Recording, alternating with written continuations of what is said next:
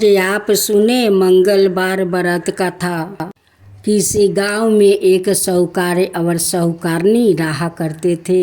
साहूकार का बहुत बड़ा व्यापार था, लेकिन साहूकार का कोई संतान नहीं था। उनकी घर में तो कुछ का कमी नहीं था, धन संपत्ति सब कुछ भरे हुए थे। लेकिन साहूकार साहूकारनी बहुत दुखित थे, क्योंकि उनकी कोई संतान नहीं था। वो व्यापार, वो धन दौलत कोई भोगने वाला नहीं था। उस लिए साहूकारनी रोज रोती रहती थी। एक दिन साहूकारनी सोचती है कि क्यों ना मैं हनुमान जी को पूजा करूं। अब साहूकारनी हनुमान जी की पूजा करने लगती है। उधर साहूकार भी पुत्रा के लिए हनुमान का मंदिर में जाकर पूजा करने लगता है। दोनों पति पत्नी वो हनुमान जी का पूजा करते हैं।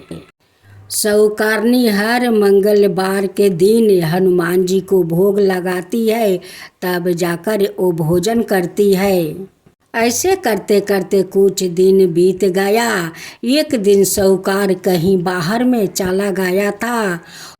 उस दिन साहूकारनी संतान के सोच में डूब गई और भोजन बनाना भूल गई। नहीं भोजन बनाई और नहीं हनुमान को भोग लगाई और नहीं खुद भोजन की। भोजन ना करने के कारण साहूकारनी बीमार पड़ गई, बहुत कमज़ोर हो गई। उसने प्रण लिया कि जब तक मैं ठीक ना हो जाऊं और हनुमान जी के भोग ना लगाऊं, तब तक मैं भोजन नहीं करूंगी। अब साहूकारनी भूखी प्यासी 6 दिन तक पड़ी रही। मंगलवार के दिन वो बेहोश हो गई। हनुमान जी उसकी निष्ठा और लगन को देखकर प्रसन्न हुआ। उन्होंने आशीर्वाद दिया। सावारूप साहूकारनी को एक पुत्र दिया और कहा कि यह तुम्हारी बहुत सेवा करेगा, तुमसे बहुत प्यार करेगा, यही तुम्हारा राजपाट संभालेगा, यही तुम्हारा व्यापारी संभालेगा, यही तुम्हारा पुत्र होगा। साहूकारनी बालक के नाम में पवन रखी। कुछ समय उपरांत जब साहूकार घर आया तो बालक को देखा, तो साहूकारनी से पूछा कि वो कौन है। साहूकार की पत्नी बोली कि मंगलवार व्रत से प्रसन्न होकर हनुमान जी ने उन्हें उस बालक को दिया है। साहूकार को अपनी पत्नी की बात पर विश्वास नहीं हुआ।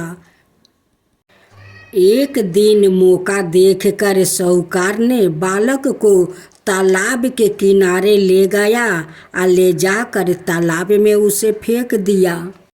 वैसे ही हनुमान जी अपने दोनों हाथों पर उस बालक को ले लिया, लेकिन साहूकार मुड़ कर नहीं देखा कि वो बालक तालाब के नीचे गया न कहाँ गया। मारने वाला भगवान है, बचाने वाला भगवान है। कोई जितना भी कोशिश कर ले मारने के लिए, लेकिन जब तक भगवान का मर्जी नहीं होता है तब तक कोई मार नहीं सकते हैं। जब साहूकार घर लौट कर आता है तो साहूकारनी ने पूछा कि मेरा पवन कहाँ है। तभी पवन माँ माँ पुकारते हुए वो घर आ जाता है। साहूकार देख कर बहुत आश्चर्यचकित में पड़ जाता है कि मैं उसे तालाब में फेंक दिया, लेकिन वो आपस जिंदा कैसे लौट कर आ गया। साहूकार इस चमत्कार को देखकर बहुत आश्चर्य में पड़ जाता है। अब वो सोच रहे थे कि ये कैसा चमत्कार है कि जो बच्चा को मैं अपना हाथ से तालाब में फेंक दिया वो जिंदा लौट कर आ गया। यही सोच में साहूकार पड़ गया। रात को हनुमान जी ने उसे सपने में दर्शन दिया और बताया कि यह पुत्र उसे मैंने दिया है। आपका पत्नी बहुत श्रद्धालु है, हमारा श्रद्धा भक्ति से वो पूजा करती है।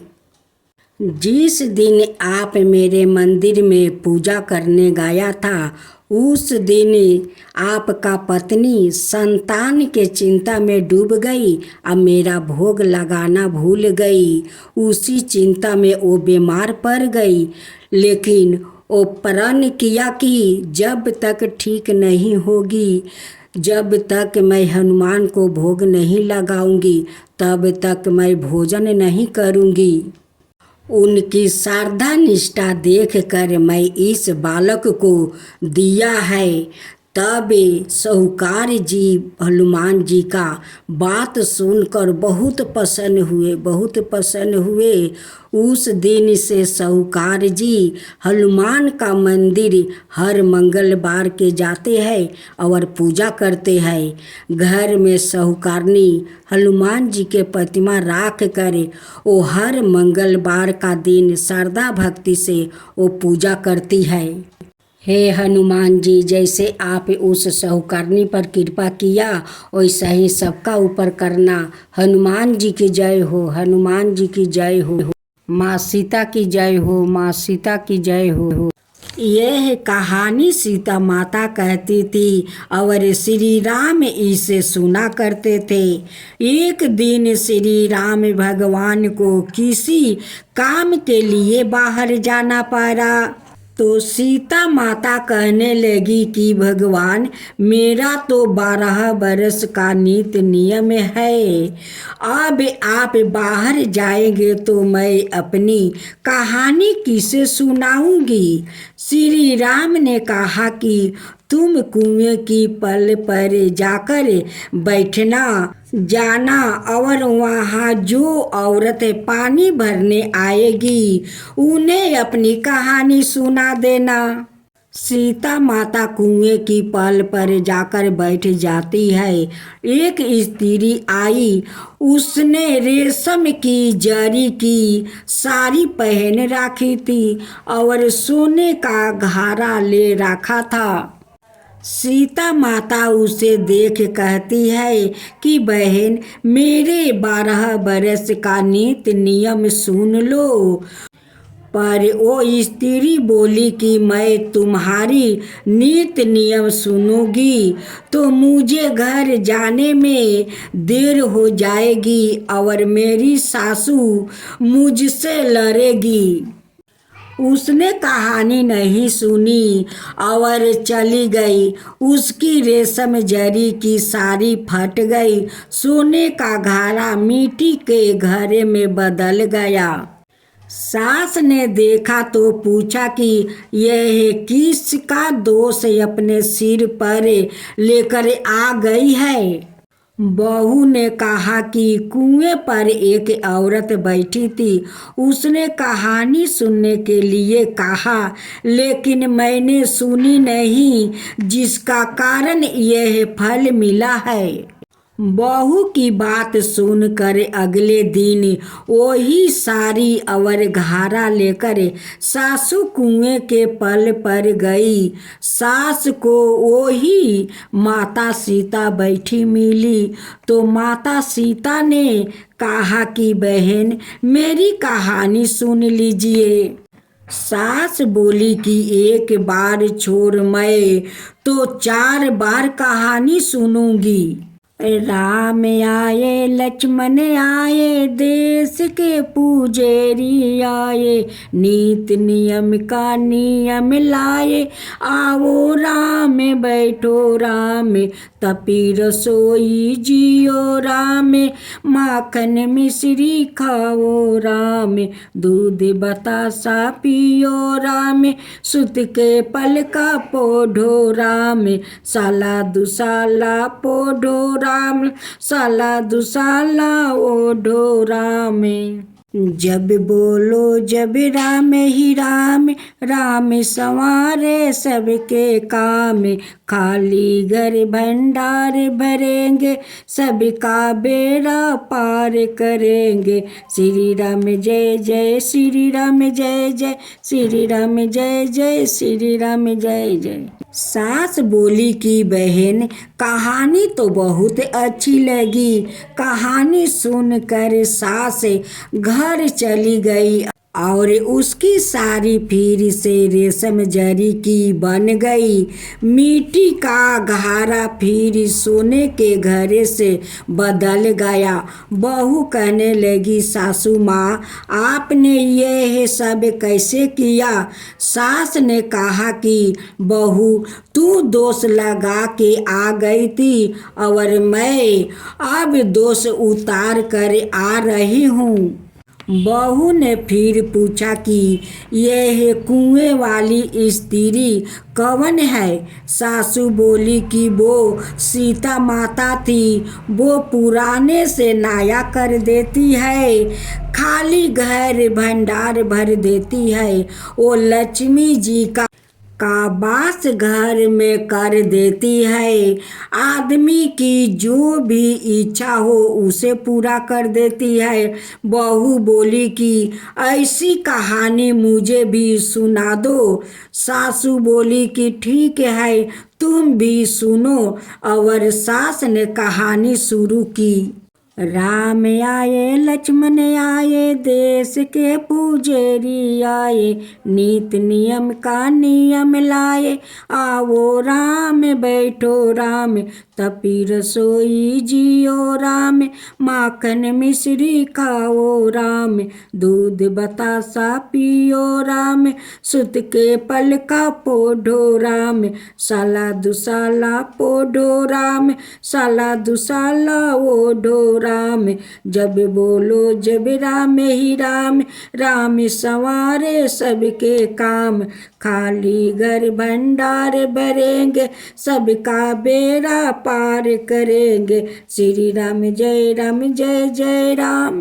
कहानी सुनकर बहू बोली कि कहानी तो बहुत अच्छी है। सास ने कहा ठीक है, इस कहानी को रोज कहा करेंगे। अब सास बहू रोज सवेरे उठती, नहाती धोआती और पूजा करने के बाद नित्य नियम की सीता की कहानी कहती।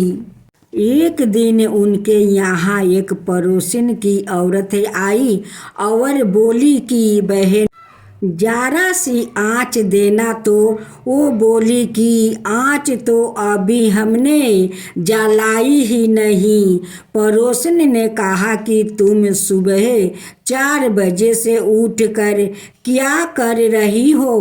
फिर उन्होंने कहा कि सुबह से उठकर हम पूजा करते हैं, फिर सीता माता की नित्य नियम की कहानी कहते हैं। पड़ोसन ने उनकी बात सुनकर फिर कहा कि सीता माता की कहानी कहने से तुम्हें क्या मिला? वो बोली कि उनकी कहानी कहने से घर में भंडार भर जाते हैं, सारे काम सिद्ध हो जाते हैं, मन की इच्छा भी पूरी होती है। पड़ोसन कहती है कि बहन ऐसी कहानी तो मुझे भी सुना दो। फिर वो बोली कि ठीक है, तुम भी यह कहानी सुन लो। राम आए लक्ष्मण आए, देश के पुजारी आए, नीत नियम का नियम लाए। आओ राम बैठो राम। सारी कहानी सुनने के बाद पड़ोसिन कहने लगी, बहन कहानी तो मुझे बहुत अच्छी लगी। अब वो पड़ोसिन भी नित्य नियम सीता माता की कहानी कहने लगी। कहानी कहने से सीता माता ने पड़ोसिन के भी भंडार भर दे दिया। अब तो पूरे मोहल्ले में नित्य नियम की गाथा चल पड़ी। हर किसी की मनोकामनाएं पूर्ण होने लगी। हे सीता माता, जैसे आपने उनके भंडार भरे, वैसे ही आप हमारे भी भंडार भरना, कहानी सुनने वाले के भी और कहानी कहने वाले के भी। भक्तजनों, आज आप सुने हनुमान जी के चालीसा और अर्थी।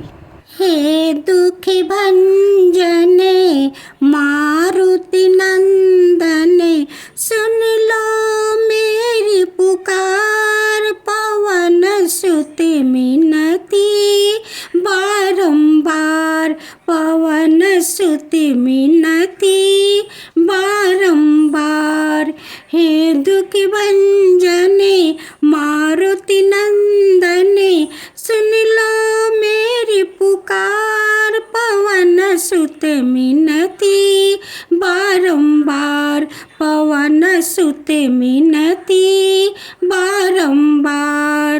कष्ट सिद्धि नवानिधि के दाता, दुखियों के तुम्हें भाग विधाता, अष्ट सिद्धि नवानिधि के दाता, दुखियों के तुम्हें भाग विधाता, सिया राम के काज सवारे, मेरा करो उद्धार, पवन सुत मिनती बारंबार, पवन सुत मिनती बारंबार। अष्ट सिद्धि नवानिधि के दाता, दुखियों के तुम्हें भाग विधाता, सिया राम के काज सवारे, मेरा करो उद्धार, पवन सुत मिनती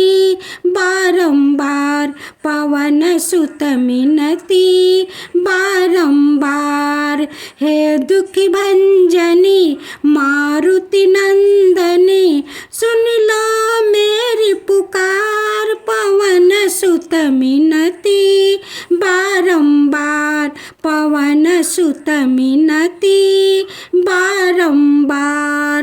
अपरंपार है शक्ति तुम्हारी, तुम पर रीझे अवध बिहारी, भक्ति भाव से धावे तुम्हें, करो दुख से पार, पवन सुत मिनती बारंबार, पवन सुत मिनती बारंबार।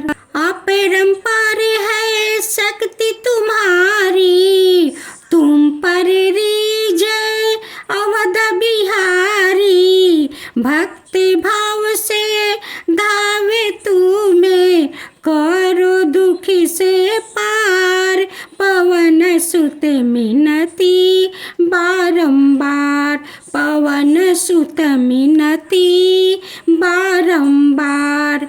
हे दुख भंजने मारुति नंदने, सुन लो मेरी पुकार, पवन सुत मिनती बारंबार, पवन सुत मिनती बारंबार। हे दुख भंजने मारुति नंदने, सुन लो मेरी पुकार, पवन सुत मिनती बारंबार, पवन सुत मिनती बारंबार।